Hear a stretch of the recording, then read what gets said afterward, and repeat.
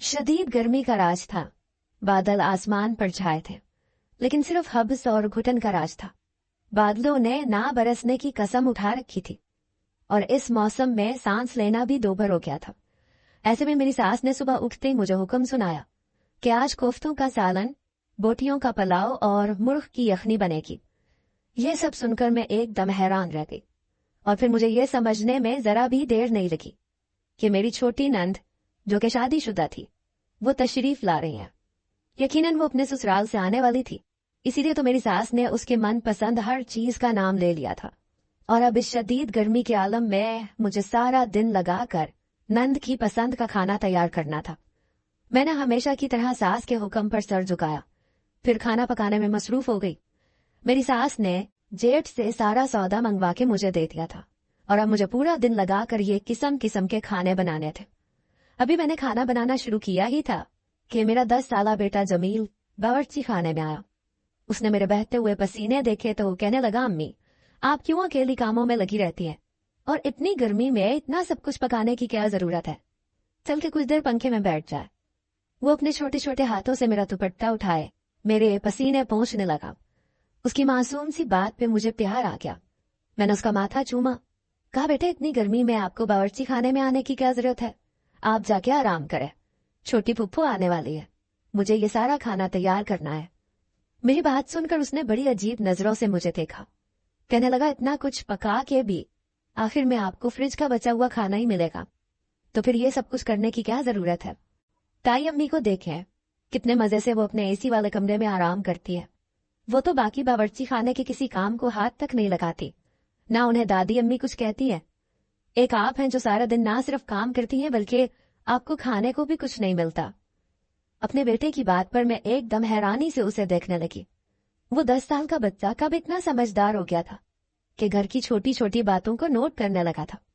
इस बात ने मुझे बहुत ज्यादा हैरान किया था। फिर मैंने उसके सर पे हाथ रखा, कहा बेटा ताई अम्मी बड़ी है, उनके बारे में ऐसी बात नहीं करते, वैसे भी घर का काम करने से क्या हो जाएगा, खाना ही तो बनाना है, मैं बना लूंगी, और फिर फ्रिज का खाना भी तो खाना ही होता है। उसने इनकार में सरे लाया, कहने लगा वो बचा हुआ बासी खाना आपके अलावा और कोई नहीं खाता, वो सिर्फ आपके नसीब में क्यों होता है, क्यों ये सब कुछ आपको नहीं मिलता जो आप ताजा बना रहे हैं।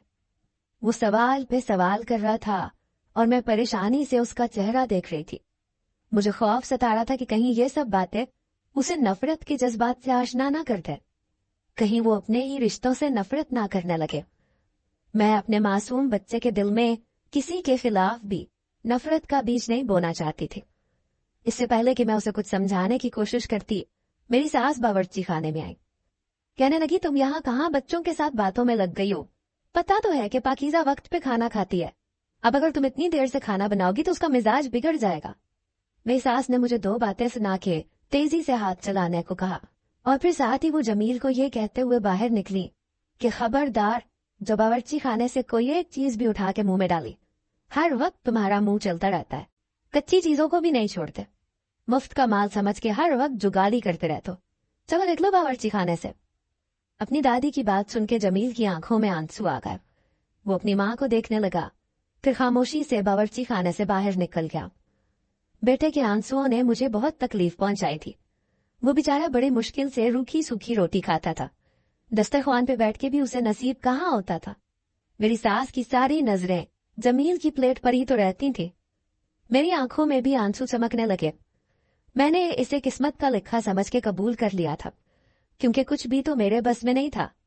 इसलिए मैंने अपने दुपट्टे के पल्लू से अपने आंसू पोंछे और तेजी से कोफ्ते के लिए मसाला पीसने लगी। सिलबट्टे पे हाथ चलाते चलाते मेरे हाथ दर्द हो रहे थे।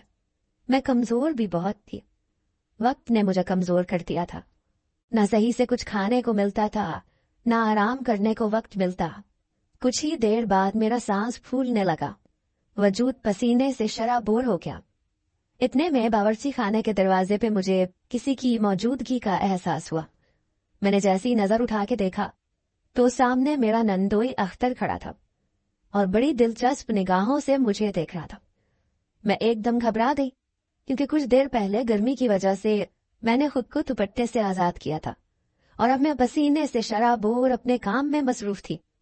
न जाने अख्तर कब दरवाजे पे आके खड़ा हुआ मुझे एहसास ही नहीं हो सका। मैंने घबरा के दुपट्टे को टाइल से उठा के जल्दी से अपने गले में डाला और पूछने लगी, अख्तर आपको कुछ चाहिए क्या? वो मेरे करीब आ गया, कहने लगा, हाँ चाहिए तो, लेकिन मिलता नहीं है। उसके ज़ुबानी लहजे पर मेरे अंदर कांटे आ गए। मैंने घबरा के कहा कि पानी चाहिए। वो कहने लगा, नहीं, मोहब्बत से पानी पिलाने वाली चाहिए। उसका बेबाक लहजा और बहुत कुछ बोलती आंखों ने मुझे बावर करवा दिया था कि अख्तर की नीयत कैसी है। मैंने जल्दी से पानी का गिलास अख्तर की तरफ बढ़ाया ताकि वो बावर्ची खाने से निकल जाए, लेकिन जानबूझ के उसने गिलास को इस तरह से पकड़ा कि उसकी उंगलियां मेरी उंगलियों से टकरा गई। मेरे रोंगटे खड़े हो गए। मैंने अचानक से अपना हाथ पीछे खींचा तो कांच का गिलास फर्श पे गिर के चकनाचूर हो गया। मेरी छोटी नंद रूबीना दौड़ती हुई किचन तक आ गई और जब टूटा हुआ गिलास देखा तो कहने लगी, भाभी ये क्या तरीका है? आप मेरे शौहर को ढंग से पानी नहीं पिला सकती। मैं तो उसे ये भी नहीं बता पाई कि उसका शौहर मेरे साथ कैसी घटिया हरकत कर रहा था, जबकि अख्तर मासूम सी शक्ल बना के खड़ा हो गया। कहने लगा, दरअसल भाभी काम कर रही थी, मैंने दरमियान में पानी मांगा तो शायद इन्हें बुरा लग गया, मुझे खुद ही ले लेना चाहिए था। अख्तर ने अपनी बीवी के सामने मुझे बुरा बना दिया और ऐसे ही बावर्ची खाने से निकल गया था। उसे पानी चाहिए ही नहीं था, वो तो बस अपनी गंदी नीयत के साथ यहां तक आया था।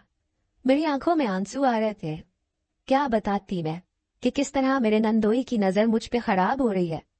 मैं खामोशी से टूटे हुए शीशे की किरचियां समेटने लगी। एक किरची मेरे हाथ में भी चुभ गई। मेरे हाथ से खून बहने लगा और बेइख्तियार मुझे जमील के अब्बा याद आ गए। जमील के अब्बा मोहसिन मुझसे इतनी मोहब्बत करते थे कि एक जरा सी चोट पर वो पूरा घर सर पे उठा लेते थे।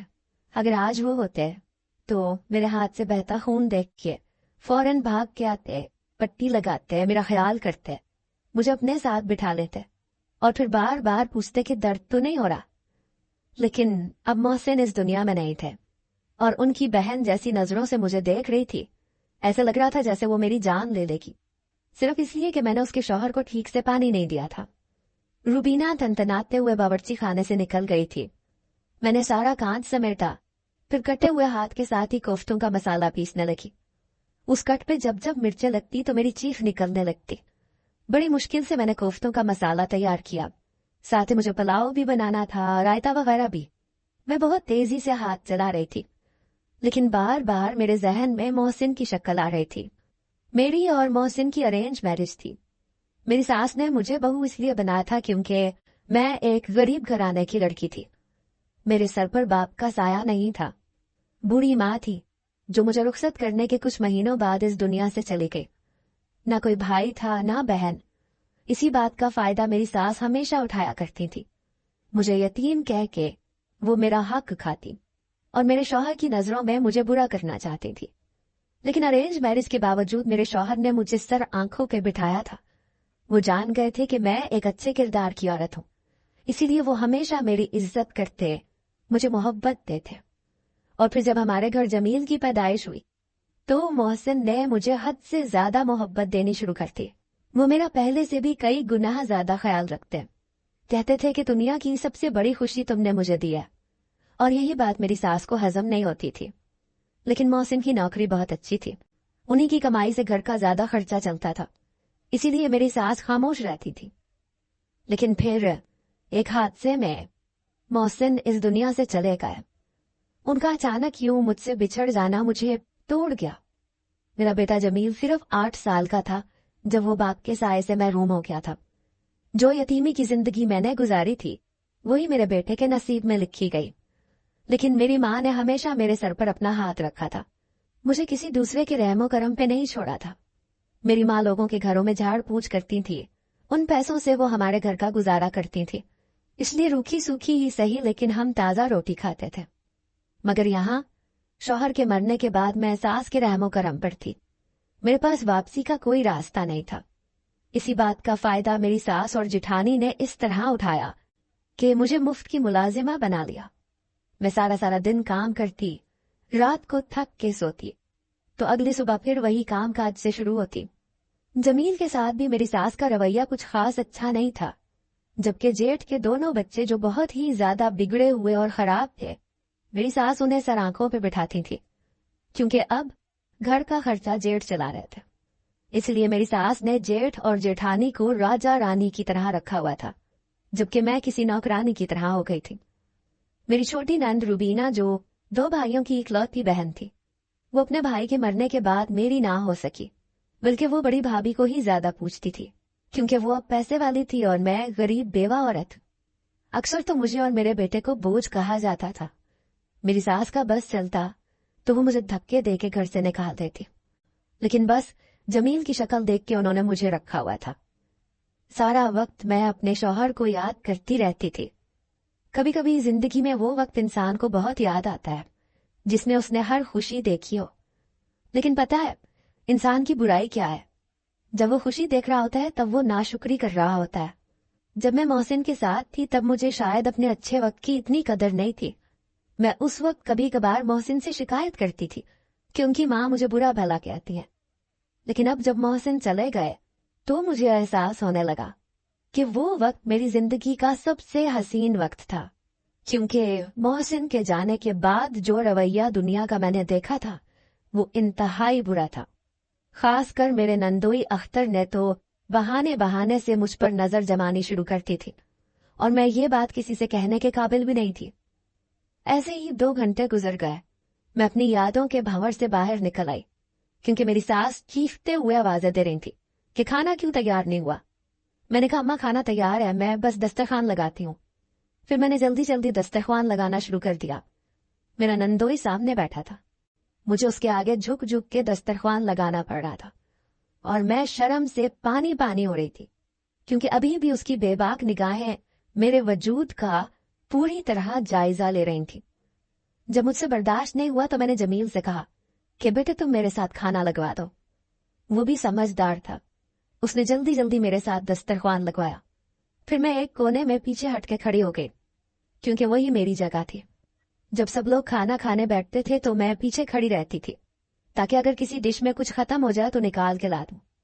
मेरी सास रूबीना, उसका शौहर, रूबीना का छोटा बेटा और जेठ जेठानी, उनके बच्चे सब दस्तरखान पे बैठ गए, जबकि जेठानी अपना ज्यादातर खाना कमरे में ही खाना पसंद करती थी, क्योंकि उनके कमरे में एसी लगा हुआ था। इसीलिए मैं उन्हें भी खाना देके आ गई थी। अब मैं पीछे खड़ी इंतजार में थी कि किसी डिश में कुछ खत्म हो तो मैं निकाल के लाऊं। जब ही एक ऐसा मंजर मेरी आंखों ने देखा कि मुझसे अपने आंसुओं पे जब्त भी ना हो सका। मेरे बेटे जमील ने पुलाव की डिश में चम्मच डाला ताकि खाना निकाल सके, तो मेरी सास ने अचानक ही कोफ्तों के सालन का गरम गरम चम्मच उसके हाथ पे जोर से मारा। कहा, ये तू किस खुशी में बोटियां फेर रहा है? सादे चावल खा ले, ये बोटियां अख्तर के लिए है। मेरी सास ने बोटियां पहले ही अख्तर और अपनी बेटी और नवासे की प्लेट में डाल दी थी, और सादे चावल जमील की प्लेट में। जमील ने बोटी के ऊपर तो कुछ ना कहा, लेकिन जला हुआ हाथ लेके वो रोने लगा। दौड़ के मेरे पास आया। मैंने देखा तो वाकई गरम गरम तेल ने उसके हाथों पे छाले बना दिए थे। जेठ जिटानी के बच्चे जमील की हालत पे हंस रहे थे, खुश हो रहे थे कि दादी ने जमील को मारा है। ये देख के उन्हें बड़ा मजा आ रहा था, जबकि जमील दर्द से तड़प रहा था। मैंने जल्दी से उसके हाथ पे टूथपेस्ट लगाया, उसे सहलाने लगी। मेरी सास कहने लगी, ड्रामेबाज माँ का ड्रामेबाज बेटा, जरा सा सालन का चम्मच क्या लग गया, शोर डाल दिया जैसे मैंने बड़ा जुल्म कर दिया हो। जाओ इसे अपने कमरे में ले जाके खाना दो, अख्तर और रूबीना का खाना खराब हो रहा है। मैंने सादे चावलों की प्लेट उठाई और जमील को ले जाके कमरे में बिठा दिया। वहीं पे उसको खाना दिया। वो खामोशी से खाना खाने लगा, साथ साथ मेरे मुंह में भी नवाले डालता। मैंने उसे मना करना चाहा, क्योंकि मैं जानती थी ये खाना मेरे लिए नहीं है। मुझे कल की फ्रिज में बची हुई चटनी और रोटी खानी थी, लेकिन मेरे बेटे को मेरा इतना ख्याल था जितना मेरे शौहर को हुआ करता था। उसने अपनी ही प्लेट से मुझे भी बार बार खाना खिलाना शुरू कर दिया। इतने में फिर मेरी सास की आवाज आई। खाने की डिश में खाना खत्म हो गया था और वो बुरी तरह चीख रही थी कि बहू कमरे में जाके बैठ गई है, मेहमानों का ख्याल नहीं है। ये सुन के मैं उल्टे कदमों दौड़ी, फिर खाना निकाल के पेश करने लगी, यहाँ तक कि अख्तर और मेरी नंद ने पेट भर के खाना खाया। फिर मेरी सास ने नंद को रोक लिया, कहने लगी, 2 दिन रुक जा फिर चली जाना, अपने नवासे के साथ मुझे बहुत कम वक्त मिलता है। ये कह के मेरी सास ने प्यार से रूबीना के बेटे शहजाद को अपनी गोद में बिठाया शहजाद एक 4 साल का बच्चा था जो वाकई बहुत मासूम और प्यारा था। मुझे भी उस पर बहुत प्यार आता था। अख्तर कहने लगा, ठीक है, आप इन दोनों को रख लें, मैं रात में आके ले जाऊंगा। 2 दिन के लिए छोड़ना तो मुमकिन नहीं है, मेरी अम्मा गुस्सा करती हैं। ये कह के अख्तर चला गया। रूबीना अपनी माँ से कह रही थी कि मेरी बूढ़ी सास को तो सुकून ही नहीं है, हर वक्त मुझे काम में लगा के रखती है। अब देख लो, 2 दिन रहने की इजाजत भी नहीं दे रही। रूबीना अपनी सास को बुरा भला कह रही थी और मेरी सास भी उसे कोस रही थी और मैं हैरत से उन दोनों की बातें सुन रही थी।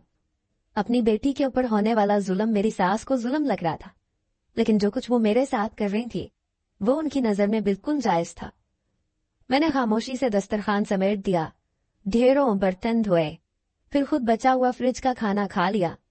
खाना खा के मैंने इशा की नमाज अदा की, फिर जाए नमाज पर बैठ के दुआ मांगने लगी कि या अल्लाह मेरे हक में कुछ बेहतर कर दे, मेरे बेटे की जिंदगी में खुशियां लग दे। वो एक एक बोटी के लिए तरसने लगा था और ये बात किसी भी माँ से कैसे बर्दाश्त हो सकती थी कि एक ही घर में बाकी के लोग अच्छा खाएं जबकि एक बच्चा जरा सी चीज को भी तरसे। मैं हाथ उठाए खुदा से दुआ मांग रही थी कि अचानक मेरी सास के कमरे से चीखों का शोर बुलंद हुआ। मैंने घबरा के जमील की तरफ देखा तो वो बिस्तर पे ही बैठा था। मैंने शुक्र किया कि जमील की वजह से कोई हंगामा नहीं हो रहा। मैंने जाए नमाज समेटी, जमील से कहा कि तुम कमरे में रहना, बाहर आने की जरूरत नहीं है, और खुद तेजी से सास के कमरे की तरफ भागी कि न जाने क्या मामला है। वहां जाके मुझे कुछ भी समझ में नहीं आया। मेरी सास अपना सीना पीट रही थी। यही कुछ हाल रूबीना का भी था, जबकि शहजाद चीख चीख के रो रहा था। शायद वो अपनी नानी और माँ की हालत पे परेशान था। मैंने शहजाद को गोद में उठाया, उसकी कमर सहलाने लगी, अपनी सास से पूछने लगी कि क्या हुआ है, लेकिन मेरी सास अपने होश में कहाँ थी। मैंने रूबीना को झंझोड़ा, पूछा बताओ तो सही क्या हुआ है, मामला क्या है। और फिर जो बात रूबीना ने बताई वो सुनकर मेरे सर पे आसमान गिर पड़ा। कहने लगी, गजब हो गया, मैं लुट गई, मैं बर्बाद हो गई, मेरा शौहर इस दुनिया से चला गया। अख्तर मुझे लेने के लिए आ रहा था, एक ट्रक वाले ने उसे कुचल दिया है। अस्पताल से किसी का फोन आया था और उसने बताया है कि अख्तर मौके पे हलाक हो गया है। ये सुनना था कि मेरे कदमों तले से जमीन निकल गई। अभी कुछ देर पहले तो अख्तर अच्छा भला गया था, फिर अचानक ये सब कैसे हो गया। मैं भी रोने लगी क्योंकि मैंने खुद ये सदमा झेला था। जमील के अब्बा मोहसिन का इंतकाल मेरे लिए भी तो ऐसे ही सदमा था। मैंने नन्हे शहजाद को भी संभाला, रूबीना को भी तसल्ली देने लगी, लेकिन रूबीना का गम बहुत बड़ा था और मैं इस बात से अच्छी तरह वाकिफ थी। मैं और मेरी सास रूबीना को लेके उसके ससुराल गए क्योंकि अख्तर की बॉडी वहीं पहुंचाई गई थी। अगली सुबह अख्तर का जनाजा उठ गया। अख्तर की माँ ने साफ लफ्जों में कह दिया कि वो रूबीना और उसके बच्चे की जिम्मेदारी नहीं उठा सकती। ये सुनकर मेरी सास खामोशी से रूबीना और उसके बच्चे को घर ले आए। हमारे घर में हमेशा के लिए 2 लोगों का इजाफा हो गया, लेकिन रूबीना के आने पर मेरी जेठानी ने बहुत शोर मचाया। वो कहने लगी, मेरा शौहर अकेला कमाने वाला है, वो बेवा देवरानी का खर्चा भी उठाए और बेवा नंद का भी। ये तो मेरे बच्चों पे जुल्म है, हम किसी का खर्चा नहीं उठा सकते। फिर मेरे जेठ ने घर में आधी दीवार उठा के अपना हिस्सा ही अलग कर लिया। कुछ दिन मेरे जेठ ने खर्चे के नाम पे पैसे दिए, बाकी मोहसिन की जो पेंशन हमें मिलती थी उससे गुजारा हो रहा था। लेकिन फिर मेरे जेठ ने खर्चा देना बंद कर दिया, यहाँ तक कि उन्होंने हमसे मिलना जुलना भी खत्म कर दिया। मेरी सास पूरी तरह से खामोश हो गई। पहले बेटे का सदमा झेला था, दामाद का झेला, मैं तो बेवा थी, अब उनकी बेटी भी बेवा हो गई। और फिर एक दिन ऐसा आया जब घर में पकाने के लिए भी कुछ नहीं था। शहजाद बुरी तरह रो रहा था कि उसे आइसक्रीम खानी है। अपने बच्चे को रोता हुआ देख के रूबीना भी धाड़े मार मार के रोने लगी। मुझसे उन दोनों की हालत देखी नहीं गई। मैंने काफी देर तो उन्हें समझाया, फिर अपने पल्लू से 50 का नोट निकाल के मैंने रूबीना के हाथ पे रखा और कहा कि जमील से आइसक्रीम मंगवा लो। ये पैसे मैंने सब्जी के लिए बचाए थे। लेकिन शहजाद को इस तरह रोते देख के मेरा दिल नहीं मान रहा कि मैं उसे आइसक्रीम ना खिलाऊं। मेरी इस बात पे रूबीना की आंखों में आंसू आ गए। अचानक ही वो मेरे आगे हाथ जोड़ के माफी मांगने लगी। कहने लगी, भाभी मुझे माफ कर दे, ये जानते हुए भी कि मेरे भाई का बच्चा यतीम है, मैंने कभी उस पर रहम नहीं किया। مجھے وہ دن یاد ہے جب اماں نے گرم گرم سالن کا چمچ اس کے ہاتھ پہ مارا تھا اور اس کا ہاتھ جل گیا تھا۔ مجھے اماں کو روکنا چاہیے تھا، مجھے جمیل کو وہی کھانا دینا چاہیے تھا جو ہم سب کھا رہے تھے، لیکن ہم نے آپ کو اور آپ کے بیٹے کو ہمیشہ باسی کھانا دیا، اور آج آپ کو میرے بیٹے کی اتنی فکر ہو رہی ہے۔ وہ خود میرے قدموں میں بیٹھ گئی، اپنی غلطیوں کے لیے شرمندہ تھی۔ میری ساس نے بھی شرم سے نظریں جھکا لی۔ میں نے دل سے روبینہ کو معاف کیا، اسے سینے سے لگایا اور کہا کہ اگر میں پڑھی لکھی ہوتی تو کوئی نوکری کر لیتی، لیکن میں پڑھی لکھی نہیں ہوں، اس لیے سمجھ نہیں آتا کہ کیا کروں۔ میں سوچ رہی ہوں کہ میں لوگوں کے گھروں میں کام کرنا شروع کر دیتی ہوں۔ میری بات سن کے روبینہ نے انکار کیا، کہنے لگی نہیں بھابھی، آپ کو اس کی ضرورت نہیں ہے، مجھے سلائی کا کام آتا ہے، میں کل سے سلائی شروع کر دوں گی، بس آپ باہر بورڈ لگوا دیں کہ یہاں کم قیمت میں عورتوں کے کپڑے سلائی کیے جاتے ہیں۔ روبینہ کے پاس سلائی کا ہنر تھا، اس نے سلائی شروع کی تو اچھا خاصا گھر کا خرچہ چلنے لگا۔ پھر دھیرے دھیرے میں نے بھی اس سے سلائی سیکھ لی۔ ہم دونوں نند بھاوج مل کے خوب سلائی کرتے، ساتھ میں مل بانٹ کے گھر کے کام بھی کرتے۔ ہمارے گھر کا گزارا ٹھیک ٹھاک چلنے لگا تھا۔ جمیل اور شہزاد ایک ہی اسکول میں پڑھ رہے تھے۔ اب تو میری ساس بھی گھر کے کام کاج میں ہاتھ بٹا دیا کرتی تھی۔ ہم ایک دوسرے کے غم کو سمجھ گئے تھے، اسی لیے زندگی کی گاڑی آگے بڑھ گئی۔ لیکن کبھی کبھی میں سوچتی ہوں، کیا کسی دوسرے کی تکلیف کو سمجھنے کے لیے خود اسی درد سے گزرنا ضروری ہوتا ہے؟ کیا ہم اچھے وقتوں میں کسی دوسرے کا درد محسوس نہیں کر سکتے؟ کیا ضروری ہے کہ جب تک خود پہ نہ بیتے ہمیں دوسرے کا بھی احساس نہ ہو؟